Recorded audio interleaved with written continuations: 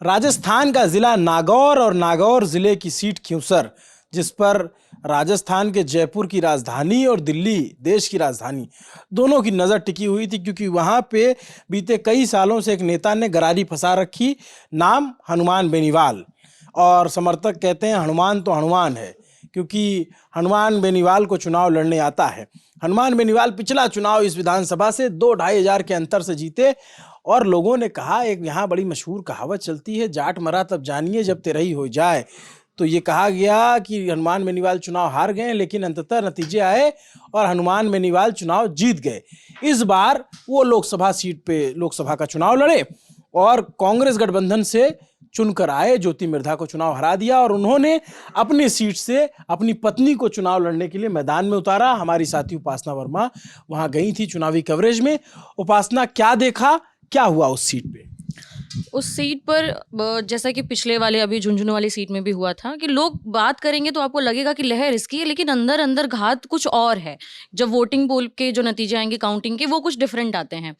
लेकिन इस बार ये भी लग रहा था कि इस बार हनुमान बेनीवाल खुद नहीं थे, उनकी पत्नी थी और 2-3 और फैक्टर थे जो उनके अगेंस्ट में काम कर गए। एक तो वो चुनाव के दौरान जिस हिसाब से अनमान्य ढंग के बयान दिए जा रहे थे, ज्योति मिर्धा को लेके दिए जा रहे थे, या फिर मतलब महिला विरोधी टाइप के असम्मानजनक टिप्पणी किए जा रहे थे। इवन जो रेवंत राम डांगा हैं, उनको बोले कि उसने मेरे कपड़े प्रेस किए हैं। पूरा एक तो उन्होंने वो माहौल ख़राब किया। फिर उसके बाद से उन्होंने डिमांड की थी कि जो दुर्ग सिंह चौहान है, उसको कांग्रेस से बोला था कि आप उसको टिकट दीजिएगा। अब उन्होंने तो राजपूत जो है वो बीजेपी के पास नहीं जाएंगे, कांग्रेस के पास रहेंगे, लेकिन कांग्रेस ने उनको टिकट नहीं दिया और उन्होंने जो दुर्ग सिंह चौहान है वो इवेंचुअली बीजेपी चले गए। तो फिर राजपूत वाले जो वोट हैं, ऐसा कहा जा रहा है कि वो भी बीजेपी के पास चले गए, जो इनके फेवर में आए हैं। और इसके अलावा लंबे समय से 2008 से ये सीट कभी भी बेनीवाल परिवार के अलावा किसी के पास गई ही नहीं है। सिर्फ इकलौती ये सीट थी जिस पर आरएलपी थी राजस्थान में, और ये था इसलिए कहा जा रहा था कि वो अपना किला बचाने की बात है कि वो किला बचा पाते हैं या नहीं बचा पाते हैं। दूसरा, जो गजेंद्र सिंह खिंवसर यहाँ से राजस्थान विभाग में मंत्री हैं, उन्होंने कहा था अगर बीजेपी यहाँ से हार जाती है तो मैं अपनी मूंछ और बाल मुड़वा लूंगा। तो कह रहे हैं कि उन्होंने भी ये एकदम अपनी एड़ी चोटी का जोर लगा के दिखाया है कि बीजेपी को ज़्यादा से ज़्यादा वोट मिले। ये 3-4 फैक्टर मिल करके बेनीवाल के अगेंस्ट में काम किए हैं। चुनावी रैलियां जब होती हैं उसमें भीड़ देखेंगे आप, लोग कहेंगे बेनीवाल है, लेकिन लोग अब थोड़ा सा डेवलपमेंट ओरिएंटेड होते जा रहे हैं। लोगों का जो गांव के लोग हैं वो कह रहे हैं कि बच्चों के लिए नौकरी नहीं है, वो नशे में ज़्यादा रहते हैं, उनको बरगलाया जाता है। तो भीतर भीतर सबने उठा करके वही बीजेपी पर भरोसा जताया है और मुझे लगता है कि ये मार्जिन दिख रहा है। कनिका बेनीवाल ने भी कोशिश की, वो कुछ चुनावी रैलियों में गई थी, लेकिन उस हिसाब से भरोसा उनको नहीं दिखा पाए जैसा हनुमान बेनीवाल पर दिखाया लोगों ने। तो गजेंद्र सिंह खिंवसर ने मूंछ मुड़वाने की बात कही थी, और जब चुनाव नतीजा आया, भजन लाल सरकार में मंत्री मूंछों पे ताव देते नजर आए। रेवंत राम डांगा के कई सारे वीडियो वायरल हैं जिसमें ये खूब डांस करते नजर आ रहे हैं। बड़ा ही दिलचस्प इनका किरदार है। कुर्ता पहनते हैं और धोती टाइप का पजामा या धोती ऐसे पहनते हैं और डांस करते हैं, तो बड़ा अलबेला डांस करते हैं। कभी आरएलपी के सिपह सलार हुआ करते थे, लेकिन इस चुनाव में वो बीजेपी, पिछला चुनाव भी हनुमान बेनीवाल को इन्होंने ही करीबी मुकाबले में उन्होंने फंसाया था। 2000 के आसपास मार्जिन था। इवन इस बार भी लोग वहां के कह रहे थे कि हनुमान बेनीवाल ही जीतेंगे, भले मार्जिन कम हो जैसा पहले रहा है, लेकिन वही जीतेंगे। लेकिन इस बार मार्जिन 2000 तो छोड़िए, 13,000 के आसपास का मार्जिन से वो हारे हैं। और रतन चौधरी को कांग्रेस ने यहाँ टिकट दिया था। तो कुछ लोगों ने कहा कि खिंवसर में 2 तरह का ही वोट है, either they are with Hanuman Beniwal, either they are against. तो इस बार ये थ्योरी भी काम नहीं आई। 5,000 वोट कांग्रेस को मिले यहाँ पर, जो अगर आप कहेंगे तो हार जीत का अंतर भी उससे ज़्यादा है। 13,000 वोटों से रेवंत राम डांगा ने यह इतिहास रचा है। और हनुमान बेनीवाल की पार्टी, अब उनके पास एक भी विधायक नहीं, खुद ही स्वयं विधायक थे, और वो एक सेचुरेशन पॉइंट पर आकर के टिक गए, क्योंकि इस बार का लोकसभा भी उन्होंने कांग्रेस के गठबंधन के साथ जीता है और उनकी कांग्रेस से कोई बहुत अच्छी बन नहीं रही है। कांग्रेस को लोग भी उनसे बहुत पसंद नहीं करते हैं, ऐसा वहाँ के जानकार बताते हैं। और बीजेपी से तो उनकी लड़ाई हो ही चुकी है। मैंने इंटरव्यू किया था तो उन्होंने कहा था कि अमित शाह तो कमरे में लात मारता है मंत्रियों को, और इस टाइप खूब बयान वायरल हुआ था। इस बार भी आप इंटरव्यू करने गई थी, तो क्या उनका कॉन्फिडेंस कैसा था? उनका कॉन्फिडेंस यही था कि मैं ही जीतूंगा, हम ही जीतेंगे। और जब हम लोगों ने ये सवाल पूछा कि अब ऐसे चुनावी रैलियों में अपने महिलाओं के खिलाफ अब टिप्पणियां किए जा रहे हैं, लोग उस पर नाराज हो रहे हैं, तो बोला कि हम कैसे, हम तो सम्मान करते हैं, देखिए हम सम्मान करते हैं तभी तो हमने अपनी पत्नी को उतारा है, हम महिलाओं का प्रतिनिधित्व चाहते हैं। हम देख रहे थे बहुत सालों से हमारी पार्टी में महिला का एक रिप्रेजेंटेशन नहीं था, तो हमने ये सोच के कनिका जी को उतारा है और उन्हें समर्थन भी मिल रहा है, ऐसा उनका कहना था। फिर जब हमने ये पूछा कि ये इकलौती सीट बची है आपकी, अगर आप ये भी हार जाते हैं तो क्या होगा, तो उन्होंने भगत सिंह से अपनी तुलना की थी। कहा था कि भगत सिंह भी जब जेल में बंद थे तो लोगों ने कहा था कि तुम सरेंडर कर दो, मतलब वो जो अपने बागी तेवर छोड़ दो, तो क्या उन्होंने छोड़ा था? नहीं छोड़ा था। तो मैं कैसे छोड़ दूंगा, हारे चाहे जीते, वैसे तो मैं हारूंगा ही नहीं, सवाल ही नहीं है, लेकिन मैं लड़ता रहूंगा आखिरी दम तक, उन्होंने ऐसा कहा था।